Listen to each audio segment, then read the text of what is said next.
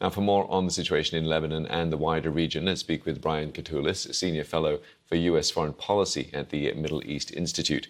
Brian, thanks for your time on this today. Now, we know that nearly 500 have been killed. That's according to the Lebanon Health Ministry. Is Israel just getting started with its assault on Hezbollah in Lebanon? It seems so. It looks like they're taking the first steps in what may be a more concerted campaign that could involve some ground troops, but most likely will continued air assaults over the next few days that target Hezbollah's infrastructure and its command and control capabilities.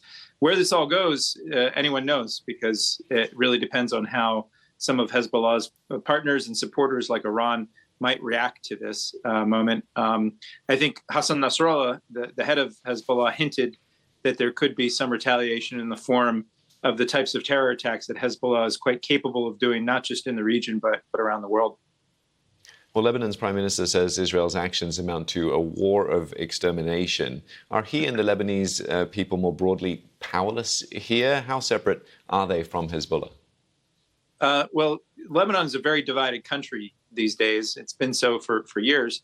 And there are many people who don't like Hezbollah, but most Lebanese also don't like seeing their country being bombed by their neighbor, Israel. So the costs of civilian casualties, if they rise, will, I think, lead to some sort of effect where people who don't even like Hezbollah and don't like what they do, Lebanese, may question more where this is all going and what are the costs. Everybody wants to avoid the scenario that played out in 2006 when there was an extended conflict and it was quite costly for Lebanon overall. I think we'll see what happens if Israel's successful in targeting some of Hezbollah's leaders.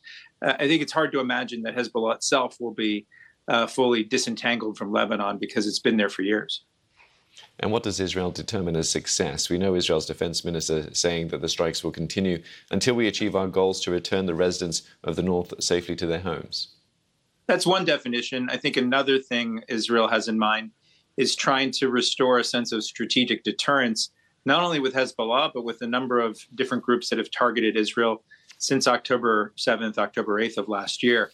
Now, the problem is that a lot of these groups aren't full-fledged governments. They're more like militias. Some are terror groups. So it's actually hard to restore strategic deterrence against groups that are essentially fighting a war of attrition through missiles, drones, and trying to actually keep Israel under siege on multiple fronts. And that's, I think, the challenge here Israel needs to watch carefully, is whether they get stretched too thin by trying to respond to so many provocations and so many attacks from across many sides of its border.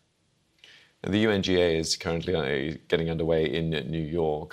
Do you think the international community can do more, should do more? The US, for one, says it's trying to de-escalate tensions, but doesn't seem like anything is holding Israel back. No, not at all. I mean, I think the United States looks like a deer in the headlights. Israel launched its attacks on the beepers and two-way radios last week while Secretary of State Anthony Blinken was in the region. And it looks like a deer in the headlights in the United States. As for the so-called international community, I used to think that actually existed. But after years of watching the inaction from Russia, China, so many others on the atrocities in Syria, I wouldn't put a lot of hopes on this year's UN General Assembly finding some sort of pathway to resolving this. I think ultimately it's the balance of forces on the ground and whether this idea that Israel has that it wants to restore deterrence, it's the balance of forces of what Hezbollah and some of its backers think it can get away with. That'll determine whether or not this actually spirals further out of control. All right, Brian, thank you for your thoughts. We do appreciate them. Brian Katulis, Senior Fellow for U.S. Foreign Policy at the Middle East Institute. Thank you.